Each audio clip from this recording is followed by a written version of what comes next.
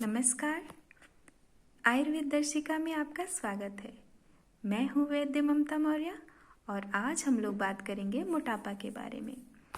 तो मोटापा अब खाते पीते घर की निशानी नहीं है, ये रोगों को बुलाने का एक जरिया बन गया है कि अगर आपके शरीर में फैट की मात्रा बढ़ती जा रही है तो आने वाले टाइम को में आपको डायबिटीज़ हो सकता है, शुगर की दिक्कत हो सकती है, हाइपरटेंशन की दिक्कत हो सकती है, आपका गॉल ब्लैडर में स्टोन हो सकता है, इनफर्टिलिटी की दिक्कत हो सकती है, ऑस्टियोआर्थराइटिस की दिक्कत होती है। तो धीरे धीरे शरीर में अगर मोटापा बना रहा तो आने वाले टाइम में ये सारी बीमारी आने के चांस रहते हैं। तो हम पहले ही अपने शरीर से इस फैट को कैसे दूर करें, कैसे कम करें, इसके बारे में आज जान लें। तो इससे जानने से पहले आपको ये जानना ज़रूरी है कि आपको मोटापा कैसे हो रहा है, क्यों हो रहा है। इसका मेन कारण है कि आपके पूरी दिनचर्या में शारीरिक श्रम जीरो मात्र है। लेडीज़ लोगों की बात करें या जेंट्स लोगों की बात करें, दोनों लोग में, कि अगर किसी का शारीरिक श्रम नहीं है तो स्वाभाविक बात है फैट की मात्रा बढ़नी ही बढ़नी है। क्योंकि हम जो खाना खा रहे हैं, आजकल हर कोई संपन्न है, गरीबी नहीं है भारत में। तो जो हम खाना खा रहे हैं वो शरीर में धीरे धीरे जाके फैट की मात्रा को बढ़ा रहा है और उसकी तुलना में हम शारीरिक श्रम कुछ करते ही नहीं हैं। तो स्वाभाविक है कि मोटापा तो आना ही आना है। तो सबसे पहले आप लोग को ही करना है कि आपको एक्सरसाइज तो करनी ही करनी है। जीभ पे अपने कंट्रोल करना सीखिए। अगर आप अपनी जीभ पे कंट्रोल नहीं कर रहे हैं तो भूल जाइए कि आप लोग कोई दवा खा ले रहे हैं, उससे मोटापा आपका कम हो जाएगा। भटकते रह जाएंगे और इस मतलब जो इंसान अपने खुद पे कंट्रोल ना कर पाए उसी का फ़ायदा कंपनी वाले ले रहे हैं कि आपको बेवकूफ़ बना के नई नई दवाइयाँ निकाल रहे हैं कि इससे कम हो जाएगा, ये करने से कम हो जाएगा, और आप लोग उसके पीछे कितने पैसे खर्च कर रहे हैं। तो सीधी सी बात है कि मोटापा कम करना है तो आपको शारीरिक श्रम करना ही पड़ेगा। दूसरी बात, खाने पीने में आपको कंट्रोल करना ही पड़ेगा। और लेडीज़ लोगों का क्या है, कुछ लोगों का, कि खाना पीना तो कम खा रहे हैं लेकिन फिर भी मोटे हो जा रहे हैं। तो अगर ऐसे लोग जो घर में रह रहे हैं, सुबह शाम तो चलिए काम कर लिए, दिन के टाइम अगर वो सोते हैं तो भी मोटापा बढ़ेगा। तो अगर ऐसी चीज़ें आप लोग कर रहे हैं तो आने वाले टाइम में सावधान हो जाइए और ये सारी चीज़ें बंद कर दीजिए। मतलब अगर आप फिजिकल वर्क नहीं कर रहे हैं तो करना स्टार्ट करिए। एक्सरसाइज में कम से कम 1 घंटा रेगुलर करना है। दूसरी बात क्या है कि जो हम लोग की जॉब है कि हमें डेली ऑफिस जाना है, घर आना है, अच्छा अच्छा खाना खाना है, फिर ऑफिस जाना है और फिजिकल वर्क कुछ भी नहीं करना है।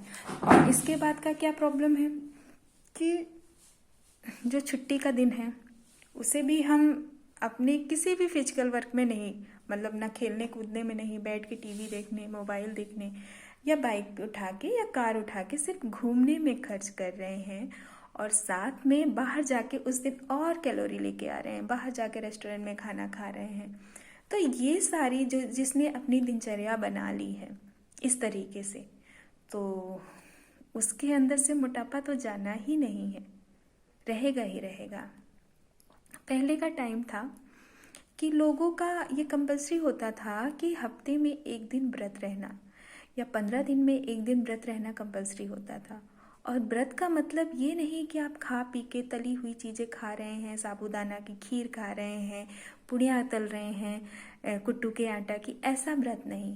फलाहार होना चाहिए या फिर निरा जल रखिए, मतलब पानी पी के ही रखिए, ऐसा व्रत होना चाहिए। तो आपका शरीर से जो भी फैट है, मतलब अगर हफ्ते में 1 दिन आप व्रत रह रहे हैं ऐसा, तो शरीर में जो भी फैट एक्स्ट्रा गया है वो धीरे धीरे वो कैलोरी बर्न होगी। ये आपको करना है। तीसरी बात क्या है कि आपका पेट साफ होना चाहिए।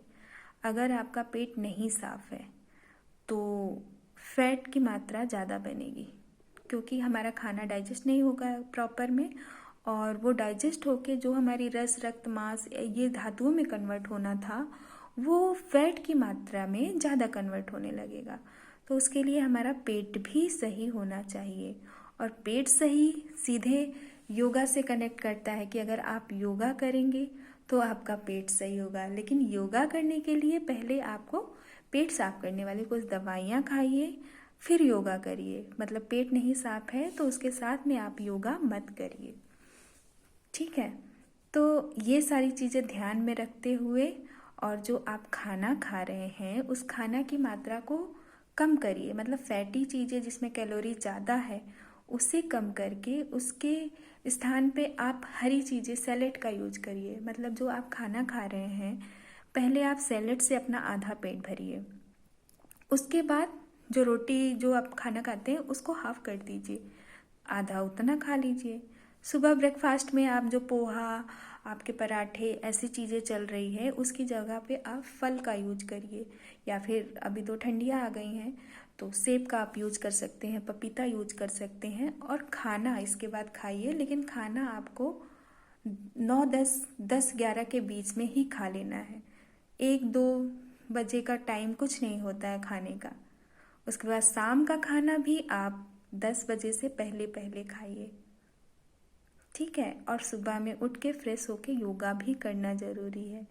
अगर ये सारी चीज़ें आप कर रहे हैं तो उसकी वजह से आप अपने शरीर से धीरे धीरे फैट को कम करते जाएंगे। जैसे जैसे आपने फैट गेन किया है वैसे वैसे धीरे धीरे करके आप अपने शरीर को से फैट को निकालते जाएंगे। लेकिन इतना करना पड़ेगा।